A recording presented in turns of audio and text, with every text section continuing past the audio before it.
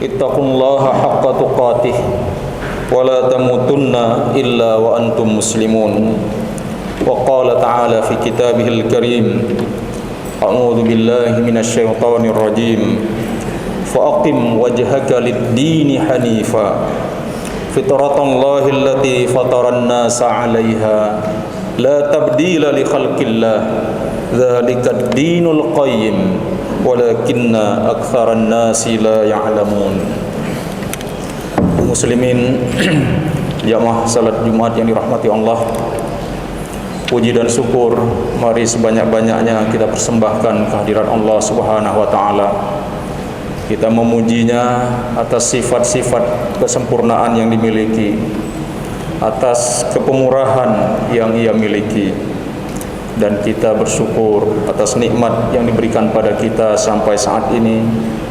Salah satunya adalah nikmat bisa mensyukuri nikmat Allah itu sendiri. Jamaah Jumat yang dirahmati Allah, mari juga kita terus berselawat dan salam untuk kita hadiahkan pada Rasulullah sallallahu alaihi wasallam, Rasul yang telah membawa risalah Islam, risalah yang menentukan kehidupan kita di dunia dan di akhirat. Bahagia atau sengsaranya kita sangat ditentukan oleh risalah yang beliau bawa. Siapa yang mengikuti risalah itu, selamatlah ia. Itu juga selawat dan salam pada keluarga dan sahabat beliau sekalian yang telah membantu perjuangan beliau tanpa pamrih. Jamaah Jumat rahimakumullah, hari ini kita berada pada hari nisfu Sya'ban, berada di pertengahan bulan Sya'ban. Tidak lama lagi kita akan masuki bulan Ramadan, bulan yang disediakan oleh Allah sebagai alat atau media untuk membersihkan dosa-dosa kita secara massal, secara bersama-sama. Kaum muslimin yang dirahmati Allah, menyambut bulan suci Ramadan perlu kita cermati beberapa sunnah Rasulullah sallallahu alaihi wasallam. Salah satunya Rasul menyambut Ramadan itu dengan memperbanyak puasa sunnah pada bulan Sya'ban ini. Bahkan dalam hadis yang disebutkan oleh Aisyah radhiyallahu anha, beliau paling banyak puasa sunnahnya di luar di bulan Sya'ban. Kalau di bulan Ramadan full puasa wajib, di bulan yang lain kadang-kadang beliau tidak puasa, tapi di bulan Sya'ban paling banyak beliau puasa sunat. Dan bahkan dalam sebuah hadis lengkap 1 bulan beliau puasa dan dilanjutkan dengan bulan Ramadan. Dari hadis Ummu Salamah, Rasul pernah ditanya, "Mengapa wahai Rasulullah Anda sangat banyak puasa sunnahnya di bulan Ramadan?" Beliau menjawab, "Dzalika syahrun yafulu anhun nas, yafulun nasu anhu." Sya'ban itu adalah bulan yang sangat banyak manusia lalai untuk menunaikan. Bulan Sya'ban itu lalai orang berpuasa di situ. Baina Rajab wa Ramadan, posisinya antara bulan Rajab dan Sya'ban dan Ramadan. Bulan lalu kita telah melalui bulan Rajab, sekarang Sya'ban, ke depan adalah Ramadan. Fihi turfa'ul a'mal, pada bulan tersebut amal kita dinaikkan kepada Allah Subhanahu wa taala, dilaporkan. Amalan setahun dilaporkan pada Allah. Ada laporan harian, yaitu setelah asar dan setelah salat subuh, itu amalan kita per hari dilapor oleh malaikat. Karena malaikat punya tugas, malaikat di siang hari diganti seatnya dengan malaikat yang di malam hari, itu mulai asar dan subuh. Makanya salat subuh itu kaum muslimin yang dirahmati Allah disebut wa Qur'anal fajri, inna Qur'anal fajri kana mashhuda. Jadi sebelumnya Allah mengatakan aqimis shalah liduluki syamsi, tegakkan salat karena tergelincirnya matahari, yaitu zuhur dan asar. Ila ghasaqil lail, hingga awal malam, maghrib dan isya. Wa Qur'anal fajri, tegakkan juga Qur'anal fajri, salat subuh. Inna Qur'anal fajri kana mashhuda, sesungguhnya bacaan salat di waktu subuh itu disaksikan oleh para malaikat. Artinya di salat yang lain malaikat selalu ada, tapi di subuh sangat banyak karena bertemunya malaikat yang piket siang dan malaikat yang baru sampai piket malam dan piket pagi dan siang, kaum muslimin yang dirahmati Allah. Artinya apa? Amalan kita ada yang dilapor harian, ada yang mingguan, ada yang tahunan. Dan tahunan itu adalah di bulan Sya'ban ini. Lanjutan dari hadis tadi, maka Rasul mengatakan, wa uhibbu, saya ingin sekali ayyurfa'a amali wa ana sha'im, agar amalku itu diangkat, dilapor ke Tuhan. Walaupun enggak dilapor Tuhan tahu, tapi Tuhan ingin malaikat melapornya. Wa ana sha'im, ini waw hal dalam bahasa Arab. Dalam keadaan saya sedang berpuasa, saya sangat senang karena puasa itu ibadah yang paling Allah sukai. Jadi jemaah Jumat yang rahimakumullah, salah satu cara kita menyambut bulan Ramadan itu adalah memperbanyak puasa sunat di bulan Sya'ban. Hikmahnya sangat banyak. Salah satu adalah untuk adaptasi fisik kita, adaptasi mental kita kaum muslimin yang dirahmati Allah, supaya lebih terjamin kita sanggup puasa di bulan Ramadan, hingga tubuh kita, jiwa kita tidak terkejut. Hikmah lainnya adalah kaum muslimin daripada puasa Sya'ban ini adalah karena tujuan puasa Ramadan itu dalam Al-Baqarah 183 sangat jelas, la'allakum tattaqun, agar kalian menjadi orang yang bertakwa. Bagaimana orang bisa bertakwa? Kalau jiwanya bersih, bersih dari dosa, bersih dari noda, jiwanya siap. Maka puasa di bulan Sya'ban itu membersihkan jiwa kita untuk siap masuk ke Ramadan, kaum muslimin yang dirahmati Allah. Sehingga di bulan Ramadan peluang kita membersihkan jiwa semakin lebih terjamin efektivitasnya. Akhirnya di 1 Syawal nanti kita benar-benar orang yang merayakan Idul Fitri, orang yang kembali pada fitrah. Karena fitrahnya yang telah kita kotori selama 11 bulan dengan dosa-dosa yang ada, itu akan dibersihkan oleh puasa Ramadan. Maka disebut Idul Fitri, kembali pada fitrah. Jamaah Jumat rahimakumullah, membicarakan fitrah ini, mari kita perhatikan kembali surah Ar-Rum ayat 30. Allah sangat tegas mengatakan di situ, a'udzubillahi minasyaitonirrajim. Fa aqim wajhaka lid-dini hanifa. Tegakkan olehmu hai Muhammad. Wajhaka, wajahmu luruskan, lid-dini hanifa, untuk mengamalkan ajaran Islam secara konsisten. Tidak ada milih-milih, yang ajaran ini agak berat saya tinggalkan, yang ini enak. Jangan pilih-pilih, semua manfaatnya untukmu, semua manfaatnya untuk orang sekitarmu. Kaum muslimin yang dirahmati Allah, Allah tegaskan, faqim wajhaka lid-dini hanifa. Tegakkan wajahmu, artinya orientasi hidupmu, cita-cita hidupmu semata-mata untuk menjalankan ajaran Islam, lid-din hanifa, secara lurus. Banyak orang menjalankan ajaran Islam tetapi tidak hanif. Nabi Ibrahim alaihissalam saking hanifnya, maka diabadikan oleh Allah.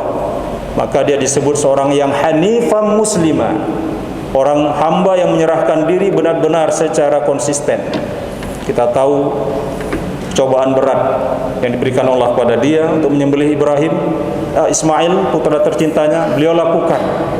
Begitulah hanifnya jiwa beliau. Kaum muslimin yang dirahmati Allah, kita lanjutkan surah Ar-Rum ayat 30 ini. Fitrat Allah, hai Muhammad, terus berada pada fitrah Allah. Jangan lari dari fitrah Allah. Allati fataran nasa 'alaiha, yang Allah beri fitrah itu kepada semua manusia, tidak hanya pada kamu. Jadi semua manusia sudah diberikan fitrah, kaum muslimin yang dirahmati Allah. Apa itu fitrah? Dijelaskan dalam ayat ini. Kemudian Allah jelaskan, la tabdila li khalqillah. Tidak boleh ada perubahan pada ciptaan Allah itu. Fitrah Allah tidak boleh dirubah. Sebagian ulama memahami tidak mungkin fitrah itu bisa berubah. Kemudian Allah jelaskan apa itu fitrah. Zalikad dinul qayyim. Itulah agama yang lurus. Walakinna aktsaran nasi la ya'lamun. Tapi banyak sekali orang-orang manusia itu enggak tahu. Kaum muslimin jamaah Jumat yang dirahmati Allah. Jadi pada diri kita telah diberikan fitrah oleh Allah. Kalau kita lihat dalam surah yang lain, Al-A'raf 172, Allah berikan fitrah itu sebelum kita lahir. Allah telah berikan fitrah, telah berikan dinul Islam. keyakinan yang benar, keinginan untuk melakukan yang baik dan benci kepada keburukan. Fitrah inilah yang membuat kita bahagia kalau kita lakukan kebenaran, resah dan susah gelisah bila kita melakukan dosa. Jadi kaum muslimin yang dirahmati Allah, kembali kita dalam menyambut bulan suci Ramadan. Kalau tadinya kita sambut dengan memperbanyak ibadah sunnah, terutama puasa Ramadan, ternyata tidak kalah pentingnya ada sunnah-sunnah Rasul yang sifatnya untuk pemeliharaan, pembersihan fisik yang sangat penting kita lakukan untuk menyambut bulan suci Ramadan itu. Kaum muslimin rahimakumullah, dari hadis dari Aisyah radhiyallahu anha yang diriwayatkan oleh Imam Bukhari dan juga Imam Muslim. Di sini Aisyah mengatakan, an Aisyah radhiyallahu anha qalat, dia berkata, qala Rasulullah sallallahu alaihi wasallam, Rasul bersabda, asyrun minal fitrah, ada 10 fitrah itu. Fitrah itu, makna bahasa fitrah adalah suci, bersih, atau sesuatu yang tidak ada contoh awalnya. Ya, jadi fitrah, sesuatu yang suci. Suci di sini baik suci jiwa maupun suci jasmani. Di hadis ini lebih mengarah kepada suci jasmani dalam rangka membuktikan atau membantu kesucian rohani. Yang pertama adalah qasus syarib, gunting, tipiskan kumismu. Ini fitrah yang pertama. Mengapa? Hikmahnya banyak kaum muslimin yang dirahmati Allah. Salah satunya adalah agar kita berbeda dengan orang Yahudi. Rasul paling tidak suka kalau umatnya mirip Yahudi ataupun Nasrani, baik keyakinannya, tata cara ibadahnya maupun perilakunya sehari-hari, tampilannya. Karena orang Yahudi itu ada kumis tetapi dilintingkan panjang ke atas. Rasul tidak suka itu. Qasus syarib, ya, gunting kumismu, tipiskan. Yang kedua, wa'ifa'ul lihyah, ya, membiarkan jenggot. Nah, di sini ada perbedaan pendapat ulama. Ada yang mengatakan nggak boleh digunting sama sekali, biar dia panjang terus. Karena arti ifa itu at-tarku, membiarkan, juga zada, bertambah. Jadi dibiarkan lebat juga ifa. Tidak digunting sama sekali juga ifa. Jadi di sini ada perbedaan pendapat ulama. Ada yang bolehkan hanya sekedar dirapikan, ya, ke bawah maupun ke samping, karena ada hadis Rasulullah sallallahu alaihi wasallam. Itu salah satu pendapat Syekh Ali As-Sabuni. Tapi sebagian ulama lagi mengatakan itu hadisnya dhaif. Terlepas dari itu, dalam mazhab Syafi'i ini hukumnya sunnah. Nah, yang perlu kita katakan di sini bahwa ini adalah bagian dari fitrah. Ada saudara kita yang memanjangkan, jangan kita ejek. Kita yang sanggup memanjangkan, jangan kita hina saudara kita yang lain, tapi kita ajak. Karena sering sekali kita melakukan satu sunnah yang lain banyak tidak kita lakukan, tapi dengan sunnah yang satu itu kita menghina orang lain. Di sinilah sering terjadi keributan, bukan mengajak tapi menjatuhkan. Tentang infa'ul lihyah ini bisa kita lihat dalam berbagai referensi apa hikmahnya, termasuk untuk kesehatan. Yang ketiga, kaum muslimin yang dirahmati Allah, wasiwak, bersiwak. Siwak ini membersihkan gigi. Hanya saja para ulama umat Islam ini juga terjadi perbedaan pendapat. Ada yang mengatakan harus alatnya seperti yang digunakan Nabi, itu baru siwak yang sunnah, ya. Sebagian lagi tidak mesti. Zaman semakin modern, sikat gigi kita ini lebih menjamin keluarnya kotoran-kotoran di sela-sela gigi. Yang jelas tujuan daripada siwak ini adalah untuk kebersihan mulut kita. Sehingga jadi siwak ini suatu hal yang rutin dilakukan Rasul, dan Rasul kepingin sekali umatnya melakukan itu secara kontinu. Bahkan kalau bisa Rasul ini ingin mewajibkan, kalau tidak sayang pada umatnya, dia khawatir ada umatnya nanti ada 1-2 enggak melakukannya sudah berdosa. Dia tidak mau umatnya ini masuk neraka.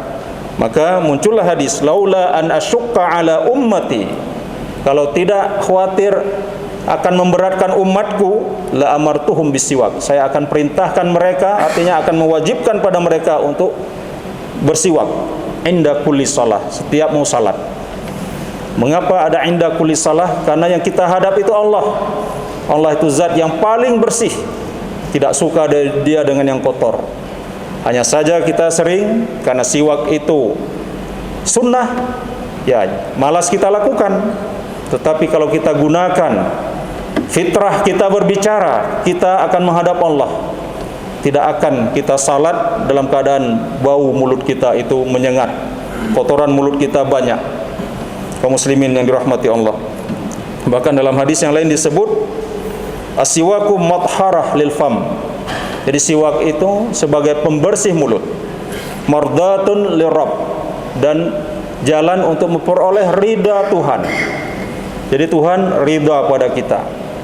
Ada ibadah kita diterima, tapi Tuhan kurang ridha karena kita tidak bisa menampilkan yang terbaik. Kaum muslimin yang dirahmati Allah. Jadi siwak ini sangat penting. Apalagi kalau kita kerja jauh dari rumah, pulang sore, harus ada siwak itu kita bawa.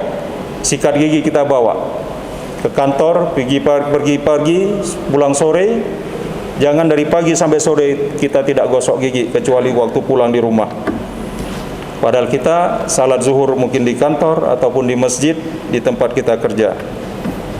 Yang keempat, wastinsyaqul ma, ya, masukkan air ke hidung, menghirupnya lalu mengeluarkan kembali untuk membersihkan kotoran yang ada di hidung kita. Jelas Islam ini adalah ajaran yang sangat bersih, kaum muslimin yang dirahmati Allah. Dulu orang menghina ajaran Islam. Di sana sini ada Islamophobia. Ketika terjadi pandemi, baru orang menyadari, ya, ternyata dengan wudu itu pencegahan yang sangat bagus, kaum muslimin yang dirahmati Allah. Yang kelima, waqasul azfar, ya, menggunting atau memotong kuku. Nah, ini juga sangat penting. Masih banyak orang Islam mengabaikan ini. Bahkan ada yang sengaja memelihara panjang demi estetika, ya. Jadi mementingkan estetika daripada kesucian, kebersihan. Padahal bersih itu jauh nilainya daripada estetika. Sehingga di kuku-kukunya itu bersaranglah kotoran, ya. Dan setan paling suka di tempat-tempat yang kotor. Di bawah kuku kita, di toilet-toilet, itu adalah tempat setan bersarang, kaum muslimin yang dirahmati Allah. Kemudian yang keenam, waghaslul barajim, mencuci. Barajim itu sela-sela tubuh, ya. Tidak hanya waktu wudhu, di sela-sela jari, tempat-tempat yang kalau tidak kita perhatikan khusus pasti tidak kena air atau kotorannya tidak bersih. Di telinga, di dalam bagian telinga kita terjadi lekukan yang banyak di situ. Kalau tidak kita perhatikan, maka dakinya akan terus banyak di situ. Jadi sela-sela tubuh kita, apalagi orang yang gemuk, sela-sela tubuhnya itu kadang-kadang tidak diratakan tangan untuk gosok-gosok, hanya disiram begitu saja, kaum muslimin yang dirahmati Allah. Kalau dalam wudhu jelas Rasul berkali-kali mengingatkan agar wudhu kita menyela-nyela jari kita, baik kaki maupun jari tangan. Yang ketujuh, wanatful ibti, ya, yaitu mencabut bulu ketiak. Kalau kumis digunting, bukan dicabut. Jenggot dibiarkan atau dipelihara. Bulu ketiak dicabut, bukan sekedar digunting. Ini juga untuk kebersihan, ya. Apalagi orang yang tubuhnya banyak bulu. Itu bulu ketiak itu jadi sarang kotoran, bakteri, mengeluarkan bau yang tidak sedap. Keringat-keringat di ketiak itu tidak jatuh, tapi menempel. Jadi Islam luar biasa memperhatikan sampai setingkat itu. Kemudian yang kedelapan, wa halqul anah. Ini baru mencukur bulu kemaluan. Jadi ada yang digunting, ada yang dicabut, ada yang dicukur. Ini harus kita perhatikan menjadi sunnah keseharian kita. Kita punya anak, tradisikan ini. Kalau enggak sampai dewasa dia tidak terbiasa. Jangan malu-malu bicara tentang hukum pada anak, ya. Jadi anak-anak kita itu harus disiapkan gunting masing-masing untuk dia melakukan pisau cukur masing-masing untuk membersihkan tubuhnya, menjalankan fitrah ini. Kemudian yang ke-9, wantiqadul ma'. Ya. Imam Al-Waqi mendefinisikan intiqadul ma' ini al-istinja, ya, cebok, bersuci. Cebok dengan benar kaum muslimin yang dirahmati Allah. Kita tahu sering sekali hadis dibacakan oleh guru-guru kita, ulama kita, tengku kita, betapa Rasul, ya, bisa mendengar orang yang merintih kesakitan di kuburannya, ternyata karena dalam hidupnya jarang cebok, ya, kencing gitu aja tanpa cebok. Bagaimana dia salat? Walaupun kita sudah selesai salat, ya, buang air kecil tetap cebok. Jangan kita tunggu besok sekaligus saja ganti celana, cebok besok pagi waktu mau salat subuh. Karena ketika ada kotoran itu, di situ setan datang kaum muslimin yang dirahmati Allah. Islam sangat-sangat bersih. Kemudian Mus'ab berkata, ya, karena dia yang termasuk yang meriwayatkan hadis ini, wa nasitul ashirah, saya lupa poin ke-10, ya. Illa antakunal madmadah, kalau nggak salah itu berkumur, kata beliau. Jadi inilah kaum muslimin yang dirahmati Allah, 10 adalah bagian dari fitrah yang dilakukan Rasul untuk kita lakukan dalam keseharian kita. Jadi kalau kita membersihkan tubuh kita sebagaimana dilakukan oleh Rasul, itu ada 2 tanda, 2 hikmah. Yang pertama, tanda bahwa jiwa kita bersih, ya. Kalau orang jiwanya kotor, dia nggak perlu yang bersih. Yang kedua, mengundang agar jiwa itu bersih kalau jiwa kita belum begitu bersih. Jadi jiwa itu akan terpengaruh dengan lingkungannya. Kalau jiwa kita sering mendengarkan ghibah, mendengarkan kebohongan, mendengarkan caci maki, dia terbiasa dengan itu. Begitu juga kalau jiwa kita terbiasa melihat yang kotor sekeliling kita, maka dia juga akan terpengaruh kotor kaum muslimin yang dirahmati Allah. Mudah-mudahan ada manfaatnya bagi kita semua. Mari kita sambut bulan suci Ramadan, bulan yang sangat luar biasa itu, dengan banyak-banyak berpuasa di bulan Sya'ban ini, persiapan sambutan batin, dan juga kita membersihkan, menyambutnya dengan membersihkan fisik kita, paling tidak dengan melakukan 10 poin tadi. Walaupun dalam hadis yang lain ada disebut nanti 5. Isinya ini salah bagian dari ini juga, ditambah nanti 1 atau 2 poin yang lain. Mungkin bisa kita sampaikan pada kesempatan yang lain. Barakallahu li wa lakum fil Qur'anil azim. Wa nafa'ani wa iyyakum bima fihi minal ayati wa dzikril hakim. Wa taqabbala minni wa minkum tilawatahu innahu huwas samiul basir.